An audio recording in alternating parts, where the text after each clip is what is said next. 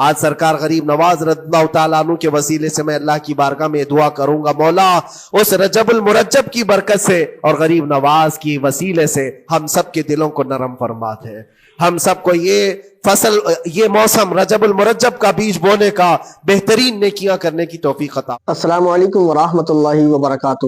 پیارے ناظرین، جیسا کہ آپ کو معلوم ہے کہ ہم آپ تک مفتی سلمان اظہری صاحب کے بیانات پہنچاتے رہتے ہیں، بہت ہی شاندار بیان کرتے ہیں۔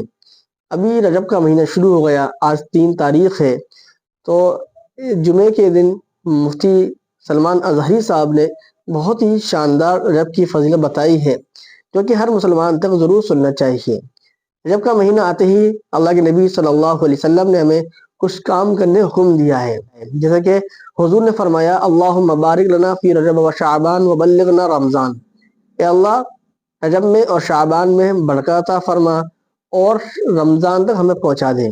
اسی کو لے کر آج جمعے کے دن مفتی سلمان اظہری صاحب نے بہت شاندار بیان دیا ہے، تمام لوگ اسے ضرور سنیں۔ ویڈیو کلپ آپ بے کی شک اسکرین اللہ پر۔ کے نزدیک گنے ہوئے، شمار کیے ہوئے جو مہینے ہیں وہ 12 ہیں، اور ان 12 مہینوں میں سے 4 حرمت والے مہینے ہیں، عزت والے مہینے ہیں، عظمت والے مہینے ہیں۔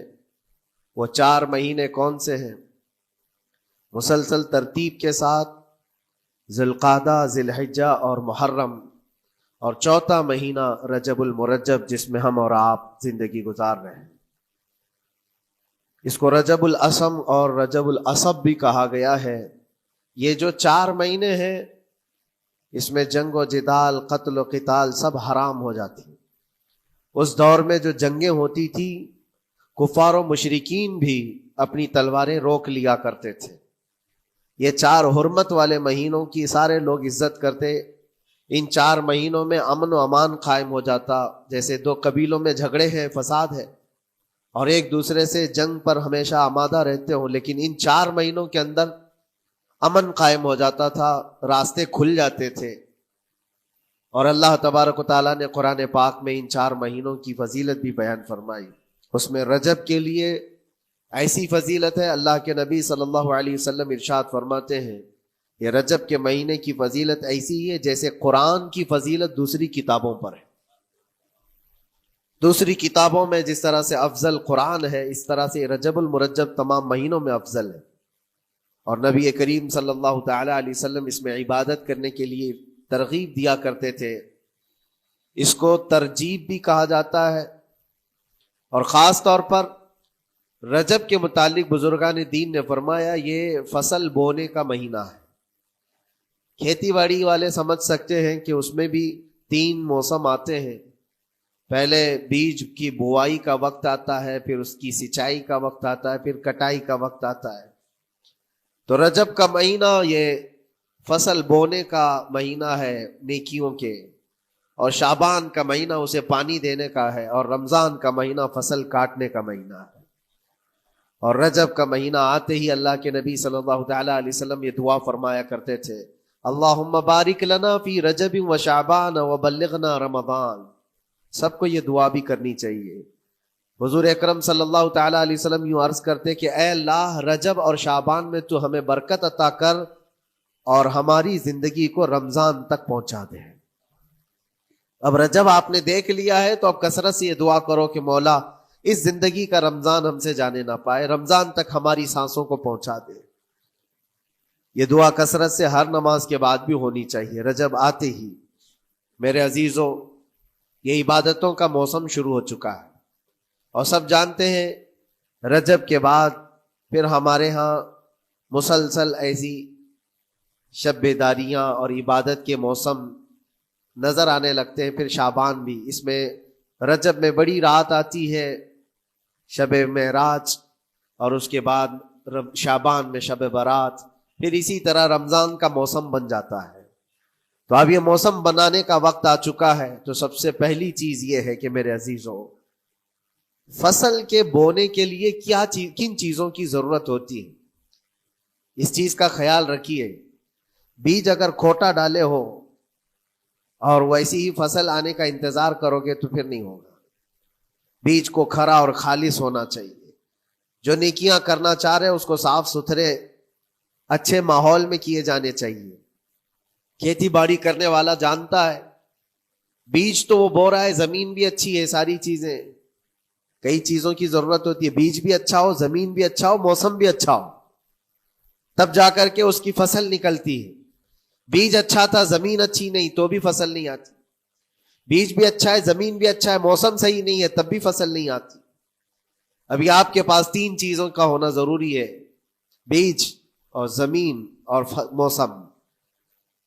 بیج جو ہے یہ نیکیاں ہیں, اور زمین تمہارا دل ہے, اس کا اتنا ہی پاک ہونا ضروری ہے.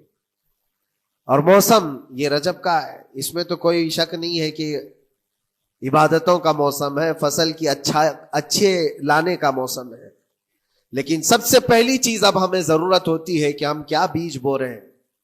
شیخ سعدی رحمت اللہ تعالی علیہ فرمایا کرتے کہ زمین میں ادرک بو کر کے گنا آنے کی امید تو نہیں کر سکتے, جو بویا ہے وہی اسی کی فصل آئے گی.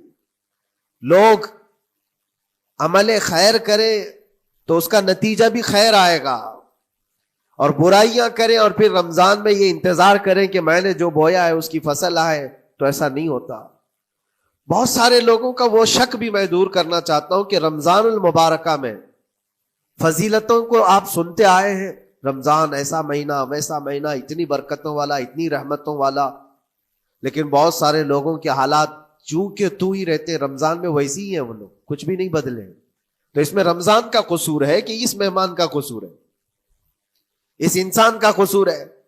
وجہ یہ ہے کہ رمضان المبارکہ یقیناً اتنی برکتوں اور رحمتوں اور سعادتوں لے کر کے تو آتا ہے, لیکن تمہیں 2 مہینے پہلے سے کہا گیا تھا کہ فصل کے لیے تیاری کرو, تم نے بیج نہ بوئے, اپنی زمین کو صحیح کیا ہی نہیں. پھر رمضان میں جو بارش ہو رہی ہے اس کا فائدہ کیا ہے؟ روڈ پر 10 سال بھی بارش برسے وہاں پر کوئی فصل نہیں آئے گی, کیونکہ وہ زمین سخت ہے اور بیج بونے کے قابل بھی نہیں ہے. رمضان المبارکہ میں رحمتوں کی جھماجھم بارش تو ہوتی ہے, لیکن دل اگر سخت ہے گناہوں سے تو اس بارش کا کیا اثر ہوگا اس پر. اسی لیے دلوں کی نرمی یہاں سے شروع کریں, رجب المرجب سے. اس کی راتوں میں اللہ رب العزت کو پکاریں, مناجات کریں, عبادتوں کے لیے کچھ دن تو خاص کر لیں. بہت دنیا میں ہم نے اپنے آپ کو ملوث کر رکھا ہے, کچھ راتیں اللہ رب العزت کی عبادت میں تو لگائیں. اللہ کے نبی صلی اللہ تعالیٰ علیہ وسلم کی ایک حدیث ہے, جامع الاصول سے نقل کی ہوئی, رجب المرجب کے پہلے جمعے جو ہم لوگ ابھی گزر چکے, ابھی یعنی وہ رات تو گزر چکی, کل کی جو گزری ہوئی رات ہے رجب کی, یہ پہلی جمعہ کی شب تھی. اس کے متعلق روایت ہے کہ 12 رکعتیں جو مغرب کے بعد سے لے کر عشاء کے درمیان پڑھتا ہے, اللہ کریم اس کے تمام گناہوں کو معاف کرتا ہے, اور اس سال اس کو پورے طور پر ناگہانی آفات سے محفوظ رکھتا ہے, اور شیطان کے اس پر قابو پانے سے بھی اس کو اللہ محفوظ رکھتا ہے. تو یہ تھی تیاریاں, یہ ساری چیزیں ابھی سے تیاریاں ہونی چاہیے. رجب کے 3 دن آتے ہیں جس کے متعلق فرمایا گیا ہے ایام بیز میں بھی 13, 14, 15 یا 14, 15, 16 یہ جو تاریخیں آتی ہیں اس میں روزے رکھو. اس کی بھی بڑی فضیلت ہے کہ تم تیاریاں ابھی سے شروع کر دو کہ رمضان المبارکہ میں اچھی فصل دیکھ سکے, ہمارے جسم کے اندر بدلاؤ آ سکے, ہمارے دل کے اندر انقلاب آ سکے. اور تیاری یہاں سے نہ کر کے صرف رمضان میں ہی امید لگائے بیٹھتا ہے تو میرے عزیزوں کچھ تو صفائی کی ضرورت ہوتی ہے. آپ نے اگر زمین خریدی کھیتی باڑی کی غرض سے اور گئے, وہاں جاتے ہی آپ نے سوچا کہ اس میں فصل آ جانی چاہیے, تو کسانوں سے پوچھو تو وہ بتائیں گے آپ کو نہیں, زمین کو پہلے صاف کرنا پڑتا ہے, کچرے ہوں گے اس کے اندر بہت سارے, ہل چلاؤ یا کسی بھی طرح سے اس کو صاف کرو. صاف کرنے کے بعد پھر یہ بھی کسان کہتا ہے کہ زمین کو تھوڑا ڈھیلا کر دو, بڑے بڑے ڈھیلے ہوں تو اس کو توڑ دو اور مٹی نرم ہو جائے, اور اس کے بعد پھر کسان کہتا ہے تھوڑا پانی بھی چھڑکاؤ کرو, گیلی ہو جائے, تب جا کر کے تم اس پر بیج بو. میرے عزیزو یہ رجب بیج بونے کا موسم ہے, تو پہلے زمین کو ڈھیلا تو کر دو, زمین کے اندر جو کچرے ہیں اس کو نکال تو دو, دل کے اندر جو وسوسے بھرے ہوئے ہیں, گناہوں کے خیالات بھرے ہوئے ہیں, اس کو پاک تو کرو. اس کو پاک کرنے کے لیے اللہ کریم کی بارگاہ میں آ کر گڑ گڑاؤ, تمہارا ایک آنسو تمہارے تمام گناہوں کو اور اللہ کے غضب کو ٹھنڈا کر دیتا ہے. ہاں، ایک آنسو کا قطرہ تمہارے لیے اللہ کریم ہے، موتی سمجھ کے شان کریمی نے چن لیے قطرے جو گرے تھے عرق انفعال کے. امام غزالی رحمۃ اللہ تعالی علیہ نے لکھا ہے کہ آج اللہ تبارک و تعالیٰ کی رحمت کو اپنی طرف مائل کرنے کے لیے اگر تم کچھ کر سکتے ہو تو بس یہ ہے کہ دنیا رونے اور گڑ گڑانے سے نہیں مانتی، لیکن مولا کریم بندے کے ایک مرتبہ سجدہ کر کے اسے پکارنے سے فوراً قبول کرتا. موسیٰ علیہ الصلاۃ والتسلیم اللہ تعالیٰ سے پوچھتے ہیں، مولا جب تیرے بندے تجھے پکارتے ہیں تو اس میں نیک لوگ بھی ہوتے ہیں اور گنہگار بھی ہوتے ہیں، تو کیا تو سب کی پکار کا جواب دیتا ہے؟ توجہ، اللہ رب العزت فرماتا ہے، اے موسیٰ میرے پکارنے والے بندوں میں نیکوکار بھی ہیں، گنہگار بھی ہیں. ہاں، نیک بندہ جب مجھے پکارتا ہے یا ربی، تو میں جواب میں کہتا ہوں لبیک یا عبدی، اے میرے بندے میں حاضر ہوں، بتا تیری کیا حاجت ہے.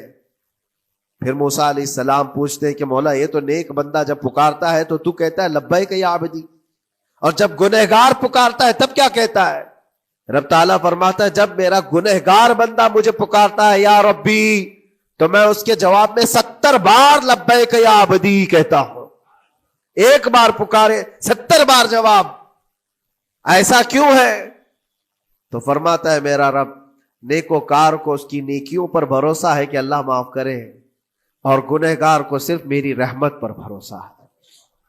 اس کے پاس ہے کچھ نہیں، اس کے آس پاس وہ نظر ڈالتا ہے میں نے کوئی ایسی نیکی رکھی نہیں ہے، صرف اللہ رب العزت کی رحمت ہے جو مجھے معاف کر سکتی ہے.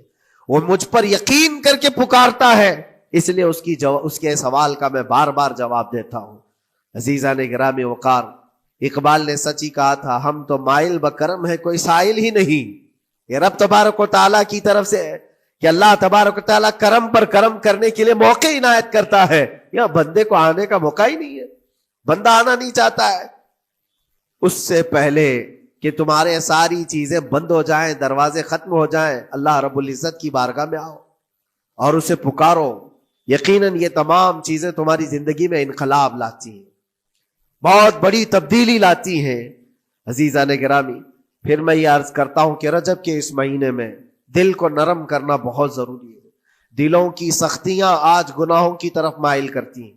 ہمارا دل سخت ہے یا نرم ہے، اس کو پہچاننے کے کئی تھرمامیٹر دیے گئے ہمارے پاس. چیک کرو ہمارا دل کس پوزیشن میں ہے آج. امام غزالی فرماتے ہیں 3 علامتیں ایسی ہیں جس سے پتہ چل جاتا ہے انسان کا دل سخت ہے یا نرم ہے، بیمار ہے یا صحت یاب ہے. یہ ڈاکٹر لوگ اسکیننگ سے یا سونوگرافی سے نہیں بتا سکتے کہ تمہارے دل کی یہ کیفیت. کیسے اس کو اہل بصیرت سمجھ سکتے؟ فرماتے ہیں کہ اگر مسجد میں زیادہ دیر تک بیٹھ نہیں پاتا تو سمجھ لو اس کا دل بیمار ہے، اس کا دل سخت ہو چکا ہے، اس کو مسجد میں بیٹھنے نہیں دیتا. یہی دل ٹیلی ویژن کے سامنے 3 گھنٹے بیٹھے، اس کو کچھ بھی اکتاہٹ نہیں آتی، موبائل پر گیم کھیلتا رہتا ہے. 4 گھنٹے گزر گئے کہ 5 گھنٹے گزر گئے اسے پتہ ہی نہیں. آج ایک سروے کے مطابق ہر انسان جو موبائل چلاتا ہے اس میں 18 گھنٹے وہ بیزی ہے دن کے. کئی جگہوں پر ایسے حالات آئے 18 گھنٹے دن میں ہوتے ہی ہے 24 گھنٹے، جس میں 6 گھنٹے اگر آرام کے نکالے تو باقی پورے 18 گھنٹے کیسے انسان بیزی رہ سکتا ہے؟ اس میں کھانا بھی ہے، پینا بھی ہے، حاجتیں بھی ہیں. لیکن سروے کے مطابق یہ بھی بات آئی ہے کہ 18 گھنٹے کنزیوم کرتے ہیں. میرے عزیزوں، اس میں کوئی اکتاہٹ اور اس میں کوئی ملال نہیں آتا، بیزارگی نہیں آتی.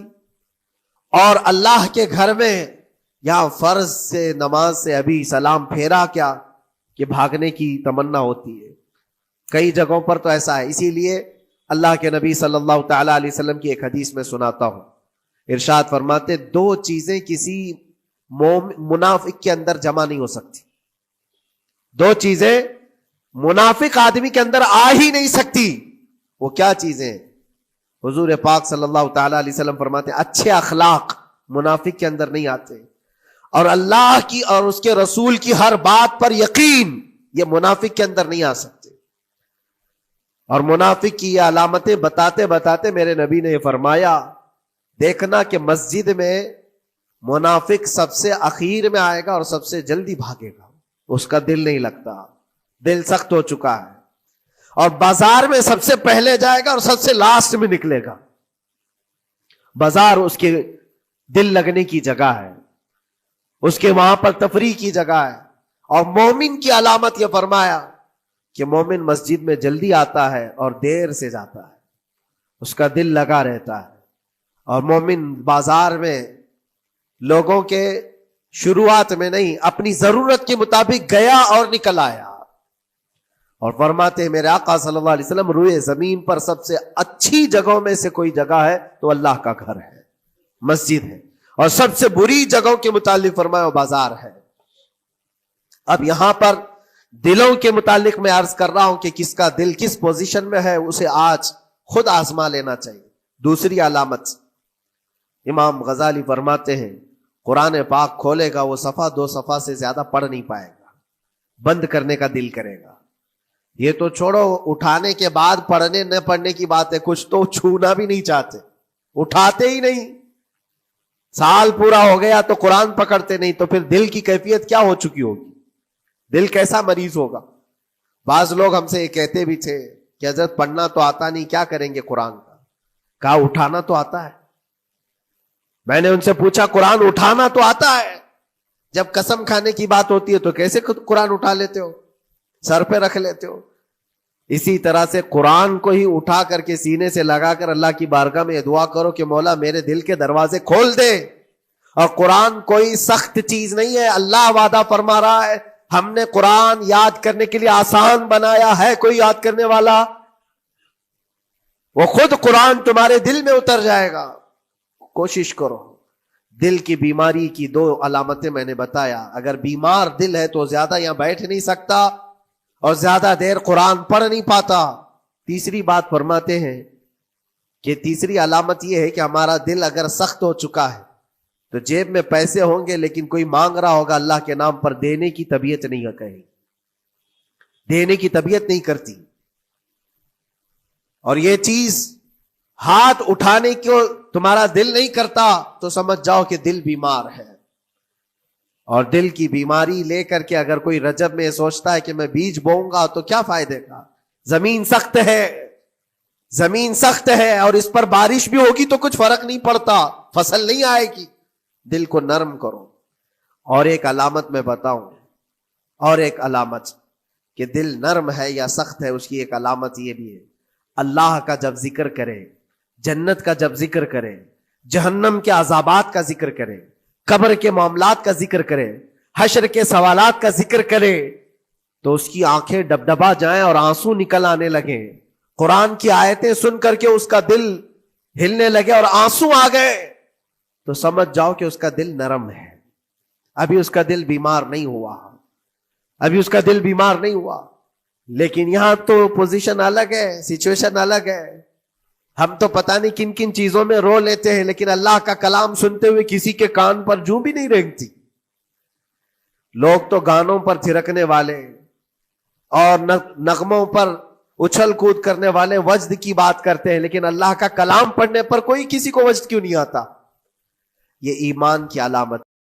تو دیکھا آپ لوگوں نے کہ مفتی سلمان اظہری صاحب نے کتنا شاندار بیان دیا ہے رجب کے مہینے کے اوپر۔